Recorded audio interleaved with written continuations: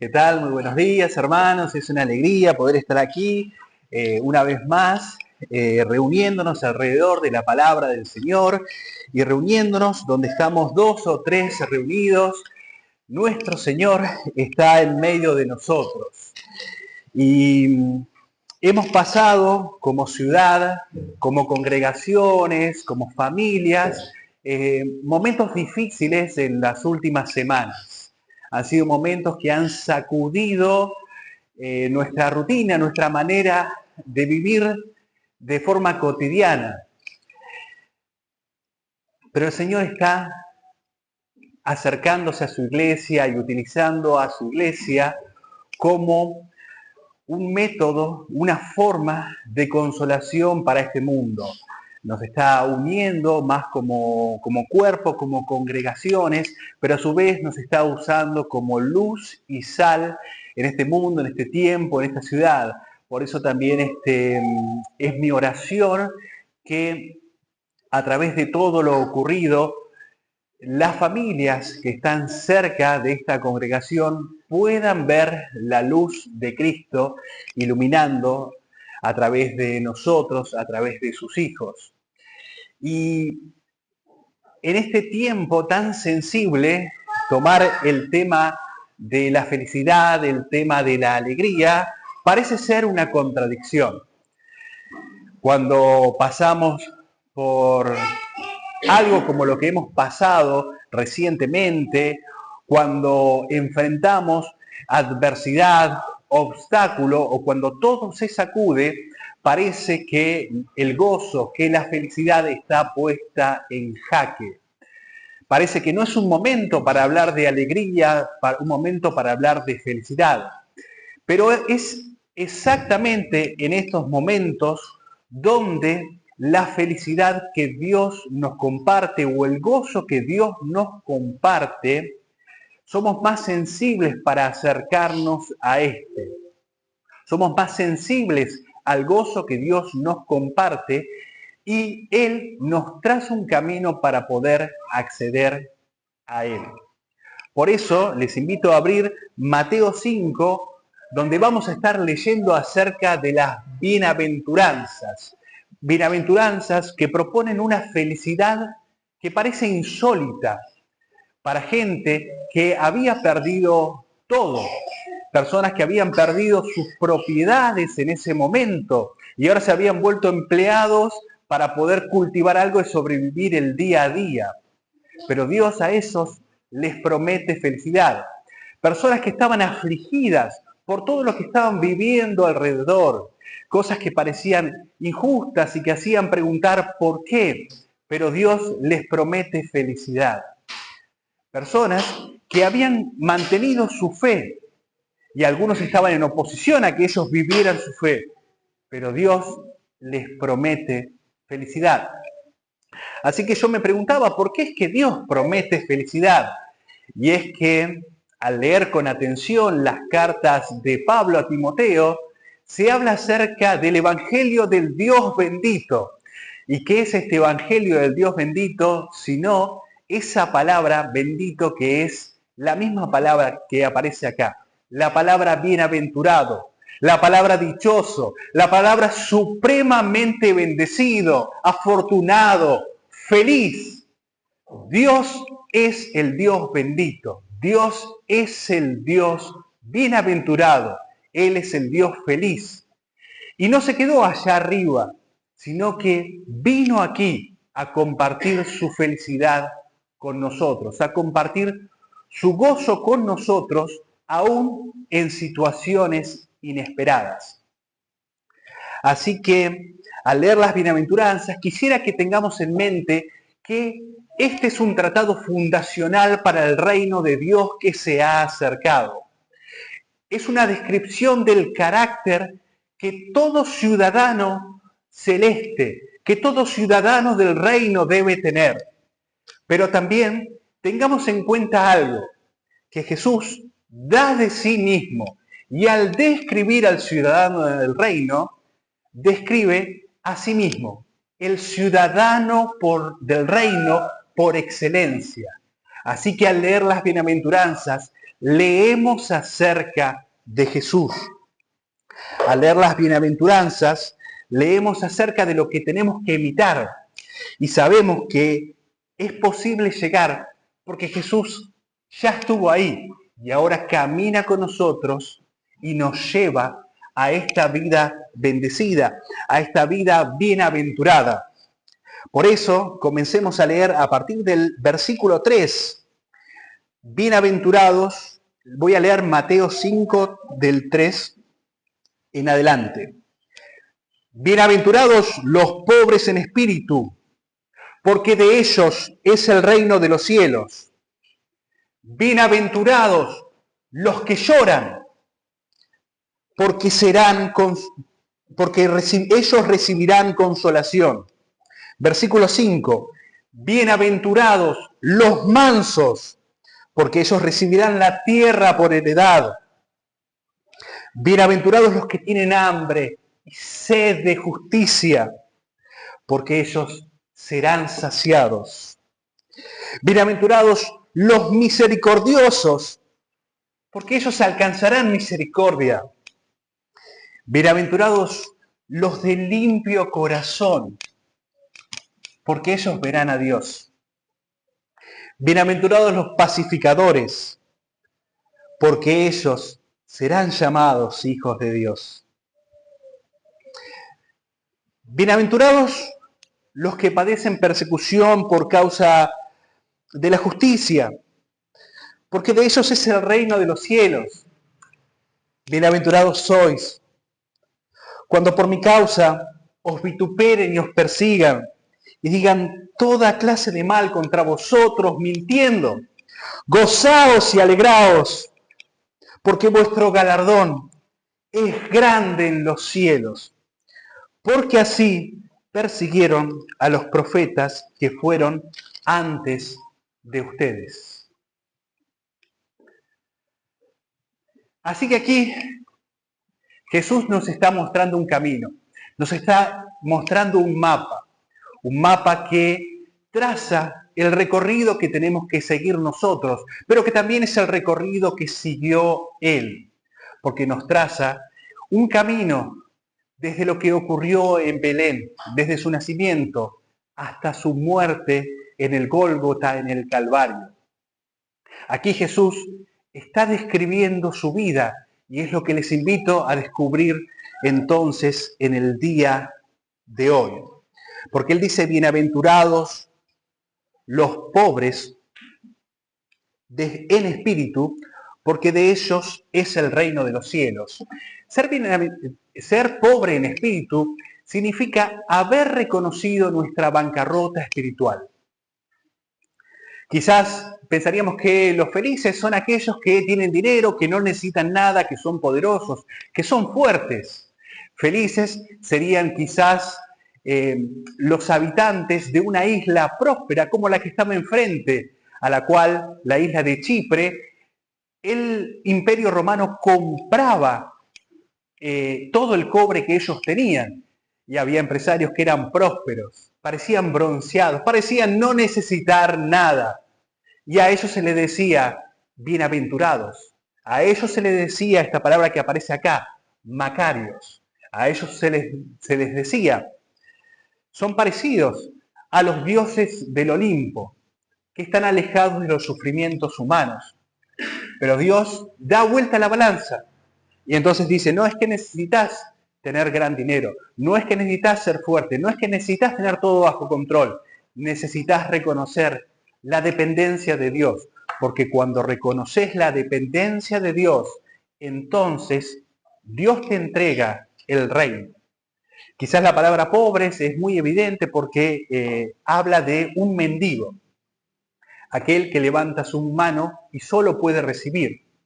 Un mendigo en la época de Jesús era aquel que no podía trabajar por sí mismo y entonces necesitaba de otro que lo lleve a un lugar concurrido para extender la mano y entonces tenía que pedir de tal forma que le puedan dar, porque si pasaba la gente y no le daba la limosna, ese día no iba a tener para comer. ¿Y qué puede hacer un mendigo sino obtenerlo del día a día? No puede proyectar, no puede pensar, depende de los demás, no puede pensar en su futuro, quiero decir, depende de los demás. Y entonces es algo desafiante, porque Jesús dice, los felices son los que se comportan como un mendigo. Porque entonces viene Jesús, nos lleva frente al trono de Dios, el trono de la gracia. Y si nosotros con manos vacías y clamor extendemos la mano, recibimos lo más preciado de todo. De ellos es el reino de los cielos. Dios nos convierte en su nación de sacerdotes y reyes. Reyes pequeños, tal vez príncipes, podríamos pensar. Dios nos convierte en reyes de Dios, en príncipes que dependen de Dios. Pero todo comienza con la actitud de humildad, con la actitud de total dependencia de Dios. Y Jesús vivió esto porque Él tenía todo. Y nos dice que Él, siendo rico, cuenta Pablo en la segunda carta de los Corintios, se hizo pobre para que en su pobreza nosotros fuéramos enriquecidos. Y también Pablo habla en Filipenses 2, acerca del vaciamiento que hizo Jesús, diciendo en Filipenses 2:5, haya pues este sentir. También se puede leer como este pensar. Piensen como Jesús, sientan como Jesús. ¿Qué hizo? Siendo en forma de Dios, no estimó ser igual a Dios como cosa a que aferrarse, sino que se despojó a sí mismo, tomando forma de siervo, se hizo obediente.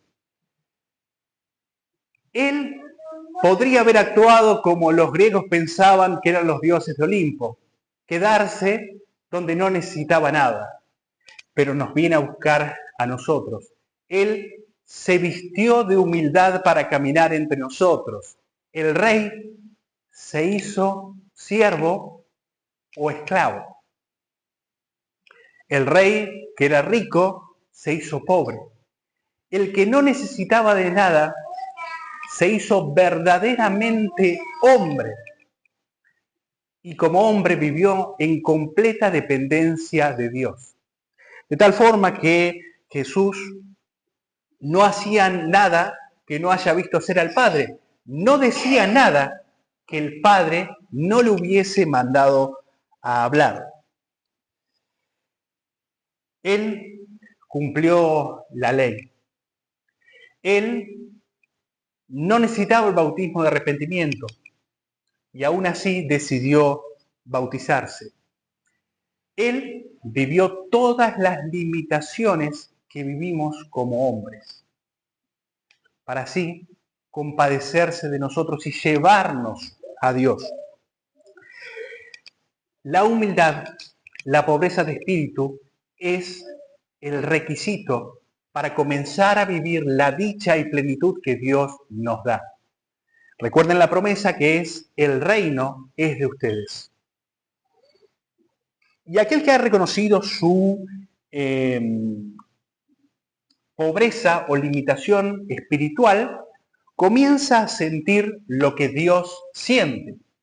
Por eso dice: bienaventurados los que lloran, porque ellos recibirán consolación. Aquel que comienza a depender de Dios, comienza a latir como Dios está latiendo y a sufrir por lo que Dios está sufriendo. Y quizás el mayor sufrimiento de todos es el pecado, porque el pecado corrompió la obra perfecta de Dios. Y mucho de lo que nosotros vivimos ahora y todo lo que tiene que ver con el sufrimiento proviene del pecado. Porque el pecado rompió nuestras relaciones humanas y a veces nosotros nos afligimos en nuestras relaciones humanas por causa del pecado. El pecado nos dañó y a veces mucho de lo que nosotros hacemos y generamos nuestra propia infelicidad es por el pecado que nosotros tenemos adentro y que no hemos podido luchar y que no hemos podido dominar por el Espíritu. Y el pecado también rompió la relación con la naturaleza, porque todo era un paraíso perfecto. Vivía en armonía con el hombre, pero el pecado rompió la naturaleza, trayendo cardos, espinas, trayendo temblores, trayendo inundaciones. Y todo esto entonces comienza a romper el corazón de Dios. Y Dios no se puede quedar indiferente, por eso viene a rescatar a la humanidad. Y de esa manera es que comenzamos a sentirnos nosotros, porque comenzamos a ver con los ojos que Dios ve y nos afligimos por todo aquello que no es como tendría que ser. Pero entonces Jesús dice que seremos consolados. Seremos consolados porque en este tiempo Él vendrá a estar al lado de nosotros con el Consolador, el Paracletos, aquel que se pone al lado nuestro y nos anima, nos fortalece, nos consuela. Pero también somos consolados y seremos consolados porque vendrá la consumación de los tiempos en el cual vendrá el reino por completo, vendrá un nuevo cielo, vendrá una nueva tierra y finalmente toda lágrima se enjugará. Definitivamente Jesús fue alguien que sintió todas las emociones humanas. Y Él sintió este luto. Y al menos la Biblia nos dice que Él lloró en 3 ocasiones. Quizás la primera fue en Betania, y que es la más explícita, donde se dice que Jesús lloró. Su amigo había muerto y entonces Él llora. La causa de este llanto es difícil de precisar por completo. Una puede ser por la pérdida, y claro que sí, porque acá dice, bienaventurados los enlutados, aquellos que han tenido una pérdida. Puede ser tal vez por empatía hacia los demás que habían sufrido, María y Marta, hermanas de Lázaro, que también eran amigas de Jesús, estaban sufriendo. ¿Y acaso eso no es llorar con los que lloran? Tal vez la causa del llanto podría haber sido la incredulidad, porque la gente no creía que podía ocurrir el milagro de la resurrección. Así que entonces Jesús se identifica con nosotros. Nosotros hemos llorado. Jesús también ha llorado. Él entiende lo que nosotros pasamos. Otro de los momentos donde él lloró fue frente a Jerusalén. Entonces, en este último momento de su vida, cuando él está ingresando a Jerusalén, él ve que han rechazado la paz que Dios ha querido traer sobre la ciudad, y Jerusalén, la ciudad de la paz, ha rechazado la paz y al príncipe de paz. Y eso le provoca un llanto. Jesús se conmueve y se da cuenta que este rechazo traerá la destrucción sobre Jerusalén de tal forma que no va a quedar piedra sobre piedra. Y Jesús no puede hacer otra cosa que llorar. Quizás algo parecido puede llegar a ocurrir en el Apocalipsis, cuando dice que quitará el candelero de aquellas iglesias que no respondan a lo que Jesús le está pidiendo. Y este llanto, por traer esta justicia que ellos mismos han provocado, es un llanto de dolor, un llanto de sufrimiento. El cielo se compunge por aquellos que rechazan a Dios. Quizás el tercer momento donde Jesús llora es en Getsemaní. Si bien los evangelios hablan acerca de que Él está sudando con clamor y hay gotas de sangre, la carta a los Hebreos nos dice que con gran clamor y lágrimas Él estaba ahí clamando en Getsemaní. Y esto significa que si acercamos la cámara no solo veremos el sudor y las gotas de sangre, veremos otras gotas que son las lágrimas. Lágrimas por el pecado de la humanidad. Así que definitivamente Jesús es alguien que conoce del llanto. Jesús es ese varón de Dios experimentado en quebranto, es el varón de dolores experimentado en quebranto que fue profetizado. Y sin duda Él puede compadecerse de nosotros. También Jesús no nos está pidiendo algo que nosotros, que Él no haya hecho. Porque Él sube un poco más y dice, hay felicidad inesperada para los mansos, porque ellos van a recibir la tierra por heredad. Todo comienza entonces con un corazón sometido a Dios, reconociendo su humildad y sus propias limitaciones. Ese corazón comienza a latir con lo que Dios sufre y se compunge por lo mismo. Un corazón que recibe la consolación de Dios, pero que da un paso más, da un paso hacia la mansedumbre. Y la mansedumbre no es otra cosa que una obediencia sumisa a Dios. La mansedumbre tiene el poder bajo control. Es esta imagen del caballo domesticado. Conserva gran fuerza salvaje, pero todavía tiene la rienda y se puede llevar. Los caballos eran usados para la guerra. Aún tienen gran poder, pero ahora van hacia la dirección correcta. ¿Y quién mejor para llevar las riendas que Dios? ¿Qué mejor que Él para llevar las riendas de nuestra vida, para llevarnos a su voluntad? Y una vida en mansedumbre es aquella vida rendida a Dios. Y no fue algo que Jesús no hubiera vivido, porque Él mismo dice, aprendan de mí, que yo soy manso y humilde de corazón. ¿Quién más podría haber llegado a decir algo así? Jesús tenía el poder bajo control, porque la profecía dice en Isaías 42:2 que no gritará ni alzará su voz. Y esto es algo que yo no he cumplido y que me sigue costando cumplir. Porque cuando el poderío dentro mío quiere explotar en grandes enojos y rebelarse ante la voluntad de Dios y yo querer resolver las cosas por mi propio medio, no soy aquel del cual se puede decir no gritará ni alzará su voz. Tal vez podríamos pensar que en este momento extremo que describe Pedro, en su primera carta él dice que cuando maldecía no respondía con maldición, cuando padecía no amenazaba. Definitivamente eso es tener poder bajo control.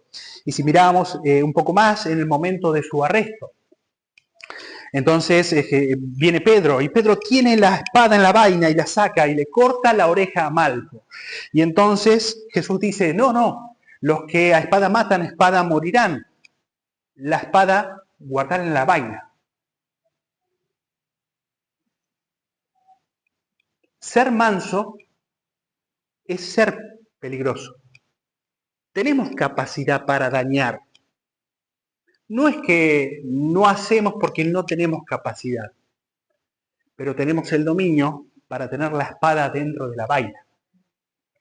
Y esto es algo que Jesús mismo había estado experimentando en ese mismo momento, porque la misma conversación dice que Jesús tenía legiones de ángeles.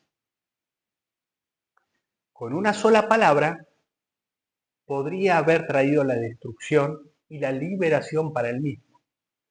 Y él, su poder, lo mantuvo bajo control. Porque la boca de un rey es distinta a la nuestra. Cuando él habla, las cosas ocurren. Y él mantuvo retenida su lengua, mantuvo retenido su poder. Y esto levanta la figura de Jesús como manso. Él tuvo verdaderamente todo el poderío del universo bajo control. Y ellos van a heredar la tierra. Definitivamente eso fue lo que pasó con Jesús. Su camino de mansedumbre, de siervo, de obediencia, siervo hasta la muerte y muerte de cruz, definitivamente lo está conduciendo a ese momento de herencia donde se dice que todas las cosas la autoridad le es otorgada en el cielo y en la tierra, y en ese momento de consumación final en Apocalipsis 5, donde el rollo se abre y el rey posee todas las cosas. El siervo, que era rey de reyes, no era rey de reyes simplemente por título. Él realmente muestra que tiene la capacidad para ser el rey de reyes. Y esto no queda aquí porque estas primeras bienaventuranzas nos hablan acerca del corazón que tiene que tener el ciudadano del reino. Tiene que reconocer sus limitaciones porque tiene que ser pobre de espíritu, tiene que dolerse con lo que el cielo se duele porque él va a llorar con lo que Dios llora. Tiene que entonces ser manso y someterse a la voluntad de Dios. Pero hay una pulsión que hay dentro de él, un gran anhelo que aquí aparece. Bienaventurados los que tienen hambre y sed de justicia. El ciudadano del reino se va a mover por el hambre y la sed de justicia. Hambre y sed son dos experiencias que los hombres tienen, que la humanidad tiene, y que no puede ser ignorada, porque cuando tenés hambre, te despertás, abrís la heladera, vas a buscar algo, querés saciar el hambre. Cuando te piden hacer el ayuno porque te van a hacer un análisis, entonces el día anterior no tenés que comer y la pasás ahí diciendo, uy, quiero comer, ¿no? Y no la podés ignorar. Y parece que se hace más grande. Y cuando tenés sed, ¿no? Querés tomar algo, lo anhelás. No pensás en otra cosa, ¿no? Y esa es la misma sensación que debemos tener por él, la justicia. Y justicia en la Biblia no solo tiene esta connotación de que lo malo debe ser castigado a través de un sistema judicial, sino que tiene que ver con la rectitud, es decir, el vivir de acuerdo a lo que Dios quiere, el vivir de forma recta, de tal forma que uno puede hacer justicia. Uno hace justicia cuando hace lo que Dios quiere que nosotros hagamos. Esa es la connotación entonces de la palabra justicia. Y entonces, definitivamente Jesús fue alguien que vivió la justicia de Dios y anheló la justicia de Dios. De tal forma que, por ejemplo, en su bautismo, él no necesitaba el bautismo de arrepentimiento que ofrecía Juan. Es más, Juan se resiste, le dice, no, hagamos al revés, vos bautizame a mí, yo soy Juan el Bautista, pero Jesús, vos bautizame. Y Jesús le dice, nos conviene cumplir toda justicia. Cuando se encuentra con la mujer samaritana, él dice, mi comida es que haga la voluntad de Dios y que acabe su obra. El hambre que tenía Jesús era el hambre de obedecer a Dios y de hacer su voluntad. Simbólicamente podemos pensar en ese mismo momento, pensando en la sed, donde Jesús, cansado del camino, entonces se sienta para hablar con la mujer samaritana al lado del pozo, en esta hora donde hacía mucho calor y las personas evitaban ir, y le pide agua. Y termina hablando de aquellos que adoran en espíritu y verdad. Simbólicamente podemos pensar que la sed de Dios nos lleva a una vida de adoración y verdad. Y quizás uno de los momentos más fuertes es una de esas 7 frases que dice Jesús a la hora de morir. Tengo sed. Una interpretación simbólica de esto nos llevaría a pensar que habría una sed que se satisfizo espiritualmente, porque la sed de justicia requería el pago por el pecado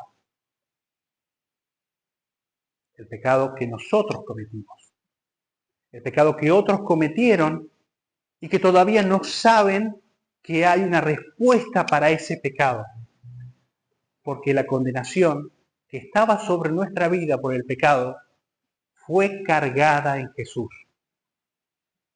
Dice la profecía, verá el fruto de su quebrantamiento y quedará satisfecho. Es una de las posibles traducciones o paráfrasis del libro de Isaías 53:11. Él de esa manera se convierte en lo que Pablo explica de una forma muy clara en Romanos 3:26. Él es el justo y el que justifica. Nosotros nos hemos convertido en justos por su justicia frente a Dios, pero ahora alcanzamos la felicidad y bienaventuranza cuando perseguimos ese hambre y sed de Jesús. Algo que podemos pensar es que muchas veces no tenemos hambre y sed porque ya nos llenamos con otra cosa. ¿Qué tendríamos que dejar para entonces saciar verdaderamente el hambre de sed, de vivir la justicia de Dios? Y Jesús entonces no se queda acá. Él sube la apuesta. Porque ahora va a pasar algo. Al hablar de justicia hablamos de que hay que comportarse de cierta manera y también hablamos de que hay un pago o una condenación para aquel que no se comporta de forma justa. Pero entonces aparece la misericordia. Bienaventurados los misericordiosos porque ellos alcanzarán misericordia. Estas ideas no son necesariamente nuevas para los oyentes judíos porque ellos habían comenzado a ver todas estas cosas, por ejemplo, en la profecía de Oseas, o mejor veamos esta profecía, la de Miqueas 6:8. Te leo Miqueas 6:8, dice, el hombre, oh hombre, él, refiriéndose a Dios, te ha declarado lo que es bueno. Oh hombre, él te ha declarado lo que es bueno. ¿Y qué pide Jehová de ti? ¿Qué es bueno? ¿Y qué pide Jehová de ti? Solamente hacer justicia, amar misericordia y humillarte o vivir humildemente ante Dios. Solamente hacer justicia, amar misericordia y humillarte o vivir humildemente ante tu Dios. ¿No suena el mismo lenguaje que está usando Jesús? ¿No suena esas cosas en las cuales Jesús se está enfocando? A través de reconocer nuestras limitaciones, llorar por lo que Dios llora, someternos a la voluntad de Dios, anhelar hacer la justicia, nuestro corazón se vuelca a la acción, a una empatía por el otro que está sufriendo y se encuentra en una verdadera miseria. Y nosotros somos la respuesta. Entonces, no solo sentimos en empatía el sufrimiento del otro, la misericordia te lleva a actuar, te lleva a hacer esa justicia. Y entonces hacer justicia, el hacer de justicia y hacer justicia, va junto con la misericordia. Ambas operan para traer el amor de Dios a los demás. Definitivamente Jesús fue alguien misericordioso y que Él desea que nosotros seamos misericordiosos, porque cuando estaba esta mujer y que había sido sorprendida en adulterio, fue llevada entonces a sus pies. Jesús dice, el que esté libre de pecado, que arroje la primera piedra. Y todos dejan la piedra porque ninguno estaba libre de pecado, desde los más grandes hasta los más chicos se daban cuenta de eso, y Jesús, Él era el único que no había cometido pecado. ¿No podría Jesús haber apedreado? ¿No podría haber hecho justicia castigando entonces el pecado?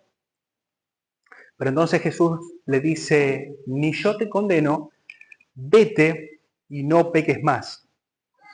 Otro momento, la viuda de Naín, donde la viuda pierde a su hijo y entonces va a ser sumida a la pobreza porque su hijo era el único que podía generar ciertos ingresos y ahora tiene una doble pérdida, la pérdida de su hijo y la pérdida de su, al menos un poco de estabilidad económica y su sustento del día a día. Y Jesús pasa por ahí y dice, no puedo que esta situación quede acá. Y hace un milagro y resucita al hijo de la viuda de Naín. Jesús es aquel misericordioso que va a irrumpir en nuestra vida, en nuestra realidad, poniendo su corazón en aquellas situaciones de miseria, aquellas situaciones límites, aquellas situaciones que nos compungen. Dios va a poner su corazón y va a actuar en nosotros, va a actuar sobre nosotros, sobre nuestra vida. Finalmente, quizás el arqueotipo de Jesús es la parábola del buen samaritano, aquel que frena. Los que se esperaba que frenaban, no frenaron, eran los religiosos, los bien vistos, y aquel que era despreciado es, entre comillas, el héroe de la historia, aquel que paga por la recuperación de aquel que fue dañado.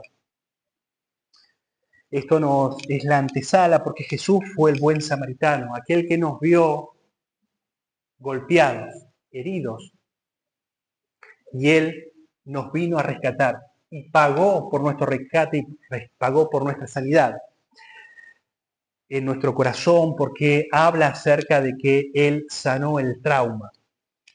Finalmente, entonces, ¿cuál es el momento más grande?